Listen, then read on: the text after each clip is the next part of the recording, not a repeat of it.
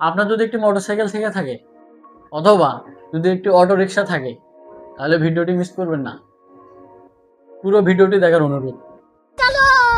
আগামী 26-27 অর্থ বছরে কি হতে যাচ্ছে আপনি জানেন? চলুন জানা যাক। আগামী 26-27 অর্থ বছরে মোটরসাইকেল অটো রিক্সাকে করের আওতায় আনা হবে। চলুন জানা যাক কোন কোন বাইকে কত টাকা কর নেওয়া হবে। প্রথমত 110 সিসি পর্যন্ত কোনো বাইকে কর নেওয়া হবে না। 111 থেকে 125 সিসি পর্যন্ত যাদের বাইক আছে তারা 2000 টাকা রেডি রাখেন।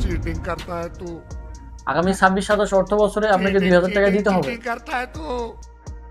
যাদের 126 থেকে 165 সিসি পর্যন্ত আছে তারা 5000 টাকা রেডি করে রাখেন। যাদের 165 সিসির উপরে আপনাকে 10,000 টাকা 10,000 টাকা রেডি করে রাখেন। প্রতি বছর এটা আপনাকে দিতে হবে। এবার রিক্সাওয়ালা মামার আপনারা হাসিয়েন না, এবার আপনাদের পালা। সিটি কর্পোরেশন এলাকায় যে রিক্সাগুলো চলবে এগুলোকে বছরে 5000 টাকা দিতে হবে। পৌরসভার আন্ডারে যে অটো রিক্সা চলবে সেগুলোকে 2000 টাকা দিতে হবে। মামা 2000 টাকা রেডি রাখেন। এবার গ্রামে ইউনিয়ন পর্যায়ে যারা আছেন আপনারা মনে করছেন আমরা তো গ্রামে আছি আমরা বেঁচে যাব না, আপনাদেরকে 1000 টাকা গুনতে হবে। এটাই বর্তমানে নিয়ম চলতেছে। অর্থমন্ত্রী আমির খসরু সাহেব তিনি বিষয়ে সম্মতি দিয়েছেন।